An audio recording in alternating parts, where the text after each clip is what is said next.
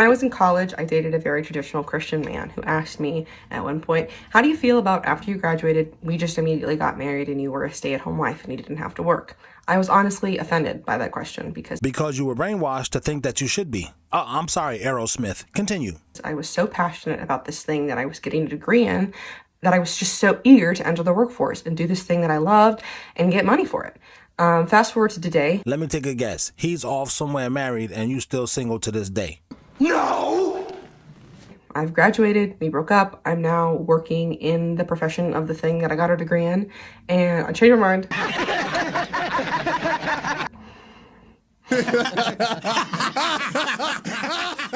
I changed my mind, I know. Wait, what did you say? I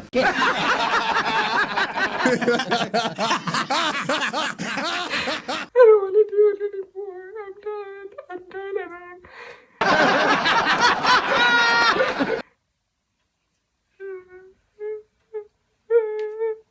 Consequences. Feel like you missed a step there. Okay, in this clip, comedian Tony Rock, Chris Rock's brother, talks about growing up in early crack epidemic ravaged Brooklyn, New York City. We're gonna let him kick it, and I'm gonna tie it into dating and all the stuff that we do. I didn't see any of the positive. I didn't see any of the... Well, no, I mean, when Biggie was selling crack and everything else like that. Right. All and the I don't stories. mean that was positive. I mean, he was on the other side of making the money. I saw people dilapidated, and I saw buildings turn into crack houses. I saw people turn into zombies. I saw people get shot. I saw it was all bad what I saw. I never looked at it like it was enticing, like I could get out of here on this. Nah. Like, what was the worst thing you think you saw during that era? My friend got shot dead like 5 seconds after I walked away from him. We were literally on the corner talking about going to play basketball. And I used to play basketball every day back in the summertime in New York, back in those days. And my man used to play with us all the time. And I'm coming out of the grocery store. He's on the corner by the payphone. This is back in the day, beepers and payphones, like early crack. And he's like, you want to play ball today? And I'm like, oh man, you busy getting money, man. You ain't playing with us no more. And he's all, crazy jewels and the 4-finger ring. And he's like, I'm gonna play ball today. What time y'all going? Like, we're gonna go about 3 o'clock. All right, man, I'm gonna finish what I gotta do and I'm gonna meet y'all in the court. And I'm like, oh, you bullshit. And I turned to walk away. And as I turned to walk away, some dude's walking up. I got my back turned. And the dude got the drop on him. And he goes for the reach. And homie just, wow. Right in his head. And when I heard the boom, I turned around and I just see his body dropping. Wow. And I fucking hauled ass. Yeah, man, sad. Yeah. And that's like, I say this all the time, like, you're not supposed to see stuff like that growing up in your neighborhood.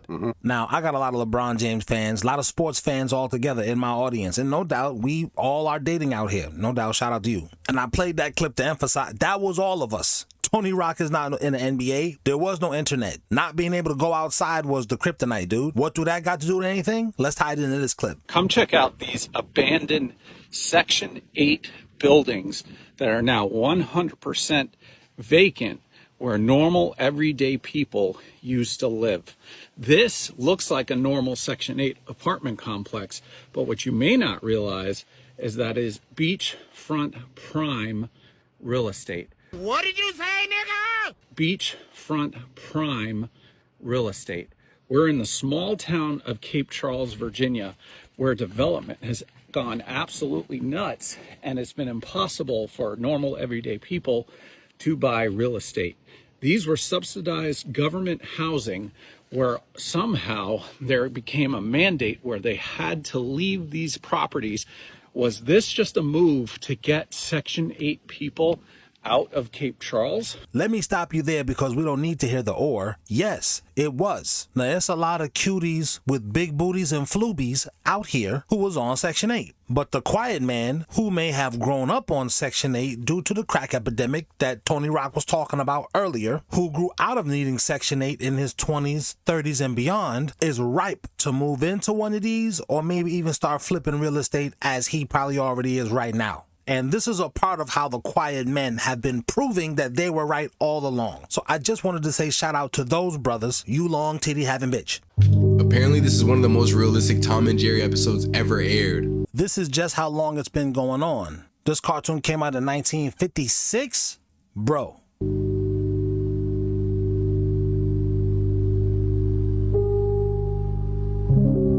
You got a diamond for her, and she wasn't grateful enough from the diamond. She showed him a bigger one. Feel me? So what he go do? He sold his damn near soul to get a new car. Obviously, it's not the best looking car, but once again, not good enough. She got somebody with a better car.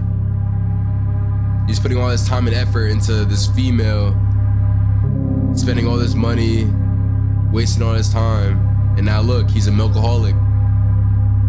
He's a milkaholic, bro. He's addicted.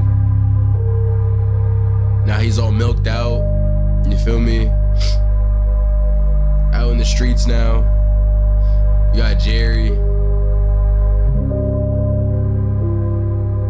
Once again. Now look at Jerry.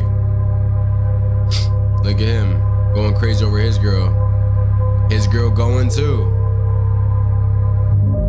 Now both of them on the train track. I was having a really good morning, and then I randomly remembered that there is a human being out there that can claim and that they can say that I called them 97 times one time. I called 97 times. After the 97th, I did get an answer, though, so 97. The laughable part about that is he wasn't even some fly Mercedes-Benz 6-foot ass nigga. He was a lame. Most illogical. You know where women messed up at? They let men live alone. And once we got our own space, our own peace, we finally saw everything for what it was. All them patterns from our mamas, our aunties, our cousins, our exes. They started connecting, and now we understand why the love felt heavy, why peace felt foreign, why help came with control. They said, see why men got multiple women? Nah, we just learned peace don't come from multiples, it comes in solitude, from boundaries to finally saying no without explaining. Now they call it cold, distant, detached, but really we just learned how to breathe without chaos. I can't say I disagree, so I won't. The craziest thing in my mind just happened to me, and this is how I know that we are screwed as a society and maybe screwed as women as well. But I was at this event today, and this really attractive guy came up to me, introduced himself, asked me a few questions. You out here introducing yourself to hoes after my man just explained what peace was? Nah, I'm all right with that. Told me about himself. Very impressive, by the way, like super cool resume, tall, like attractive, kind, like so kind. And then he just asked me if I'd like to go out on a date and go to dinner with him. Just straight asked me, like that was it.